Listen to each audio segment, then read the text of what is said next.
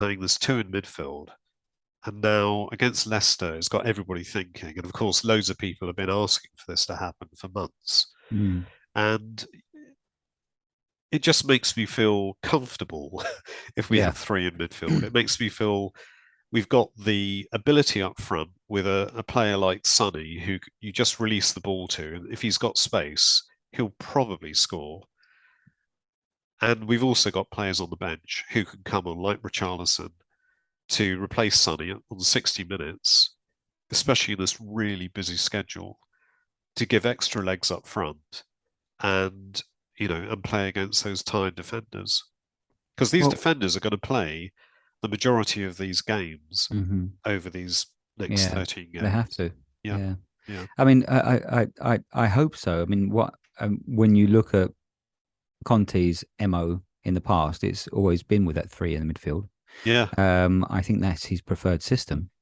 I think really the reason why he's only gone with two is because considering the players we did have and what he wanted, obviously to reshape and evolve, but he needed the players to be ready for it. The best strategy was the two in midfield yes. I to think that's a to really key point. Yeah, yeah, and because our strength was up front.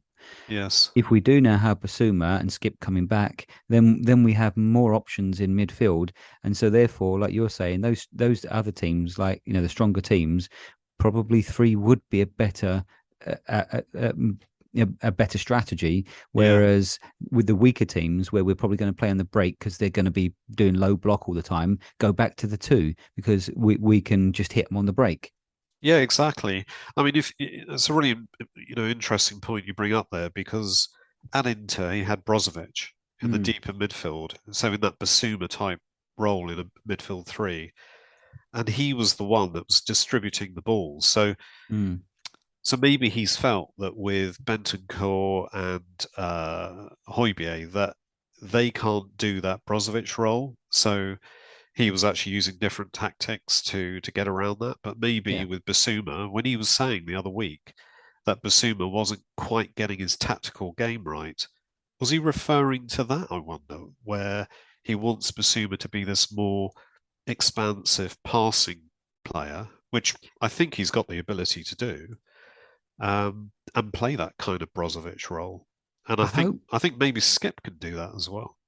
Yeah, and yeah, Skip's a much better player than maybe some people give him credit for. I Yeah, think he's got more to his game than Højbjerg. yeah, But yeah, I hope you're right. Actually, I think this is the way forward. yeah, Um, because clearly, so the better teams will outnumber us in midfield, and we're just then hoping to suffer, suffer, suffer, and hit them on the break. That's yeah. not going to work all the time. No, It's not going to work enough to win stuff at the very highest level. I yeah, don't think so. I think having now him come through because, like he was indicating that, as you just pointed out, that he wasn't tactically quite ready yet. um, he's now starting to assimilate into that system. I do genuinely think that now gives us the option A and option B that everyone's talking about that we've needed for a long time. yes, I know again, like you were saying, we're second guessing everything at the moment, but it does seem to make logical sense that that would be the way forward. yeah. It does, and I guess we'll see. I guess we'll Yeah. see what happens. Yeah. So I think in a way we've kind of touched on this, but for me it's quite an important point because you know what I'm like. If we lose, then it'll be Conte out, Levy out, Paratici out, Tottenham out, everybody out. Just because that's the way I am. No, Putin press the button. Yeah, that's right. Yeah, I had to be very careful when my kids were young that, whenever we emptied the bath, I didn't empty put the baby out with the bath water. But anyway, there we go. Um, but if we lose this game, not if we draw it, but if we lose this game, is it important? Will it be an important point? Because for me, this is a chance actually for, I know it might not sound like that big occasion. But for me, if Conte goes to the Emirates and wins, not necessarily comfortably, but just gets the win, and we walk away there with a win, we haven't done it since Kabul headed in that cross from was it Van der Vaart, wasn't it? Mm, mm, And that was under Harry, so it's like mm. 10 years Yeah. ago. So if Conte goes there and gets the win, that's that's kind of almost legendary, or it could be Mm, legendary if you know what I hmm mean, hmm because we hardly ever win there. And if we lose, is that the flip side of that? Is I that, think the great Conte who still can't win like all the other managers at the Emirates? I think that's a great point actually, Andy, and a really quite nebulous one as well. I think if you look at it, it's not going to kill our season if we don't win there, but I think psychologically it has a massive impact on where we are at. And I think if we win that, then win the next two games, we really are going to feel like we're in the shake up for the title. Yeah, Lose that, and you know, I feel that maybe that could affect us thinking, in our belief. But I don't know. I think it's it's such a difficult one to put your finger on because as I say, it's not the end of the world if we don't win it. But I think I think it does lay down a marker, and what I personally feel that if we are going to lose it, we need at least make sure that we don't leave this game thinking we didn't even lay a glove on them.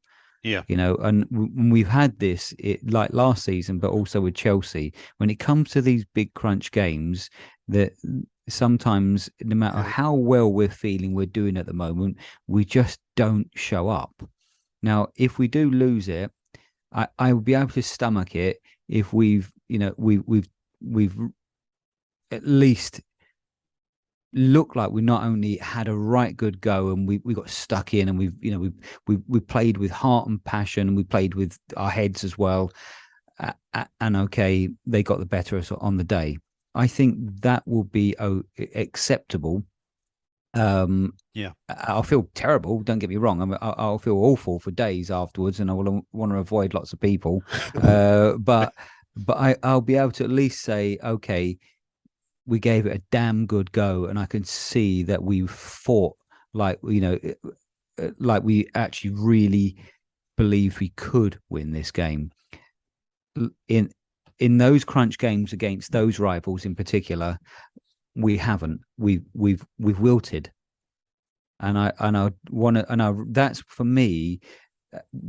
Obviously, equally as important the result is that we don't wilt, is that we show up strong, Yeah. and this new mentality that he's been talking about is shown as well. Win, lose or draw, we see that we're up for this, up for the fight, and we've got the courage and strength to have a right good go at it, even if we do lose. Yeah, no, I totally agree. And if you look back um, to our last defeat in the league, which was in April against Brighton, that wasn't really wilting. That was just a very good tactical game from Yeah, Potter. absolutely. Yeah, yeah. The last time that we kind of wilted under Conte was at Old Trafford when we Mhm. played Cristiano Ronaldo, Yeah, not yeah, Man yeah. United, when he beat us and scored those 3 goals. And that was the last time that a team has scored 3 goals against this Conte Hmm. Spurs team. So that raises the question, if that's the case, and it was a bit like this under Pochettino, you knew that you're never going to lose by more than, or rather, a team is never going to score more than 2 goals against you. Mm, So the likelihood is, unless they're really defensively strong, you're probably going to score against them, mm, which mm. means that it's going to be, Nip nil and nil, tuck. 1-1, Yeah, one yeah. zeros, 2-1s, or 2-alls. So, or more for Spurs. But so, yeah, I just think for Arsenal to make us wilt, they've really got to work hard. Really got to work hard because I I think hope we'll work really hard in the I hope game. so. I mean, I'm not saying, well, they're not going to be scared of us, but I want them to be worried about us. Yeah, And and if they feel that they can't just turn up and win this because the fans are just going to sweep them over the line. Um, Yeah. I want them from the even before a ball is kicked to think, you know, this is going to be a war today. Like he said a number of times, this is a sporting war. Yeah. Let's see that. Let's see, whichever team wins, but let's see them give it everything they've got, because that's the minimum in this derby in particular. That's the absolute minimum we can ask. Yeah, you're right. Yeah, that's true. I think actually when Arsenal came to us last season and we beat them 3-0, I felt that the way they started the game, they felt that they could just win that game. Yeah, I they think they did. came to us and they thought they could Mm, just win it. hmm And the way that we just changed the game after about 20 minutes, I know it was contentious mm. and what have you, but whatever worked, we did it. And that's what I want to see that we do But at the that Emirates. but their team is a reflection also of their fan base, because their fan base has that kind of thing, that sort of arrogance about Yeah, them, yeah. and then as soon as things go wrong, they fold up like a deck chair. A bit That like that me, actually. Yeah, but yeah, you're right. but they do their whole fan base. If we were to win this, there's going to be an absolutely joyous meltdown from that lot. Yeah, Because they'll go from the absolute zenith to the nadir, won't they? They just go from top to bottom, because that's just their fan base. They yeah, swing so quickly. they do. They do. I mean, if you look at their loss at Old Trafford earlier this season, they were arguably the better side. Now, that argument for them being the better side was they had loads of the ball, which we Mm, know that they will. But they were done on counter-attacks. They were done yeah. by Marcus Rashford, who's completely out of form and can't hmm score for toffee. And he was just going through them like a knife through butter. So Yeah.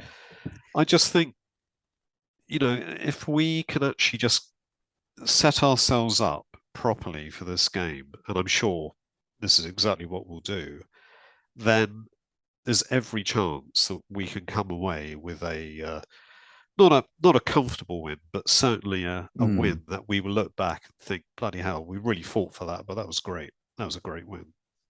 And if I was manager, I don't know if you think I'm being a bit mean here, but if I was manager and if we are losing, let's say 2-0 and it's 88 minutes, I'd Yeah. send on Davinson Sanchez and say, right, see that Jesus over there? Go go snap his Achilles, please. Yeah, the thing Because is, at least we could expect as a snapped Achilles. yeah, that would be good. I don't condone any kind of violence, but in I that do. case, you have to Against really. the But Arsenal, yeah. yeah, It's exactly. all up there for grabs. Yeah, totally, totally. It's open season. But yeah, I mean, just going back to Jesus, who once again, I don't think he played for Brazil, did he? That's Brazil. No. Um, I think he scored three, four goals in 7 games. He's their main striker. So Kane has already scored, what was it, 6 or 7? Sonny's scored 3. We're spreading them out throughout the team. We're now second top scorers behind City. hmm You know, I just think, where are their goals coming from? Mm. And hmm and I think that's going to be part of their issue uh, Yeah. Yeah. going forward. Anyway, maybe I'm clutching at straws there, but I'll clutch at anything at the moment. Well, hopefully one of our players clutches at Odegaard's neck as well. So Yeah, yeah, I've got to break yeah, his neck as well. Yeah, yeah. I mean, we shouldn't kill anybody, obviously, but Well, maiming, unless you're an maiming is Arsenal fine, isn't player. Yeah. it? Yeah, exactly. So, yeah, I just wanted to just return a little bit to Conte's press conference today, and they brought up, of course, the whole Juve thing again. Mm, mm, And I thought his response to it was very good actually, because he he smiled and laughed and just said, "Look, it's disrespectful, of course, um, and just another kind of incredible rumor that people just want to come up with, and it's just just bonkers that these things happen.